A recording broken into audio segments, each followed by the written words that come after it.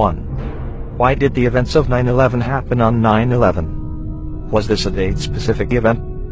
Yes, the event was specific to September 11, 2001. 9/11 happened on 9/11 because on September 11, 2001, $240 billion in fraudulent securities became due and payable by the U.S. Treasury. Paying those securities would have exposed the necessary links in hundreds of massive, global international money laundering schemes, and hundreds of elected and non-elected officials would have gone to prison based on hundreds of current and ongoing investigations at that time. Evidence of money laundering, arms sales, drug sales, violations of the Foreign Corrupt Practices Act, and many more crimes were destroyed forever. 2. Hundreds of elected and non-elected officials would have gone to prison? Yes. The FBI, the CIA, the SEC, Customs, the Secret Service, IRS, the Office of Naval Intelligence, banking regulators, and global intelligence organizations, as well as a number of other government agencies, were tracking the money laundering activities related to gold market manipulation and global international money laundering. The El Dorado Task Force was a group of 55 intergovernmental agencies devoted to investigating international money laundering. These investigations all began after 1989 and were tracking years of fraudulent but very sophisticated money laundering schemes. All investigations were immediately halted on September 12, 2001, because not only was all of the evidence destroyed, but hundreds of the government and non-government investigators were also killed. 3.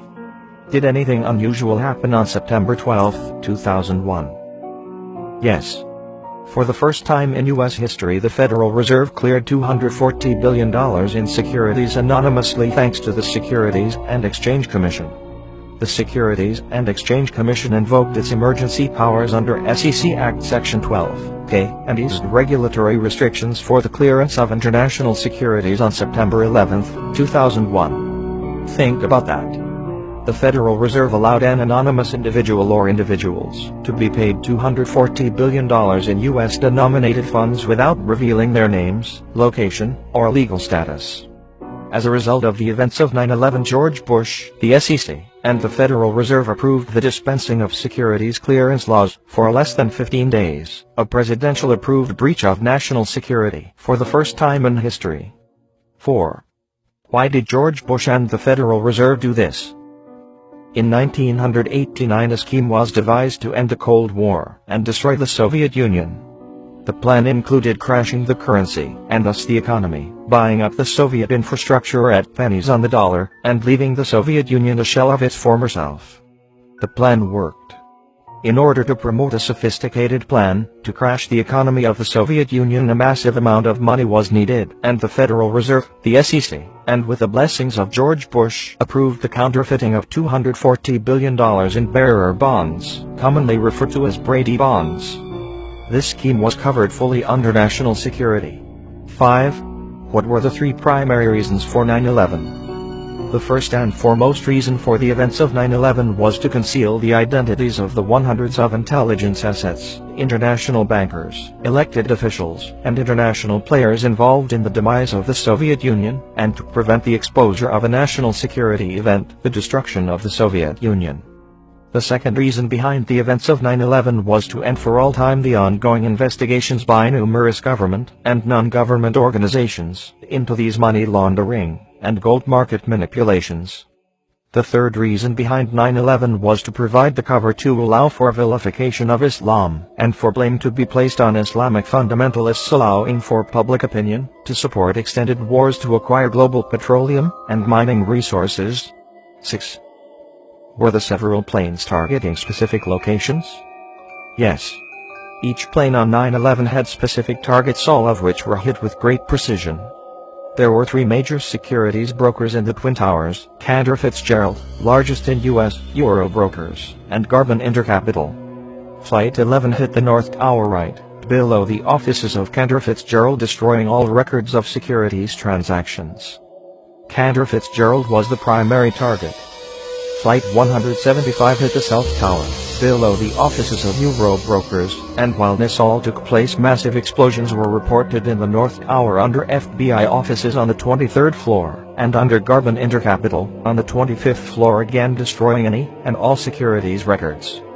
Flight 77 hit the Pentagon, targeting the Office of Naval Intelligence, where investigators were working on illegal international financial schemes based out of the offices of Cantor Fitzgerald, Eurobrokers, and Garban Intercapital.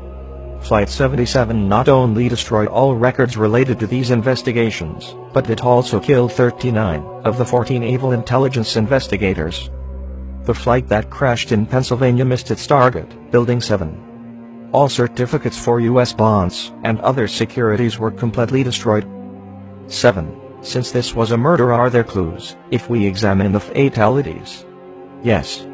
41% of the fatalities in the Twin Towers came from the two corporations that managed U.S. government securities, Cantor Fitzgerald and Eurobrokers. 31% of the fatalities at the Pentagon were from the Naval Command Center that housed the Office of Naval Intelligence, where 39 of 40 investigators were killed. 8. How is this cover-up maintained? The event was a national security event.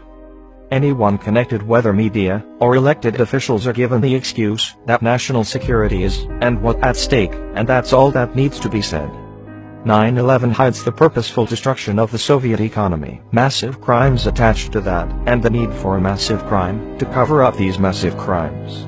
Please remember, the events of 9/11 were designed to cover up illegal global international financial activity by many people, both elected and non-elected, whose privileged lives were about to go up in smoke, whose pampered lifestyles would have, if not for 9/11, been reduced to a life in prison. In essence, 9/11 was a national security event designed to cover other national security events, or, depending upon your perspective, a massive crime to cover even more massive crimes.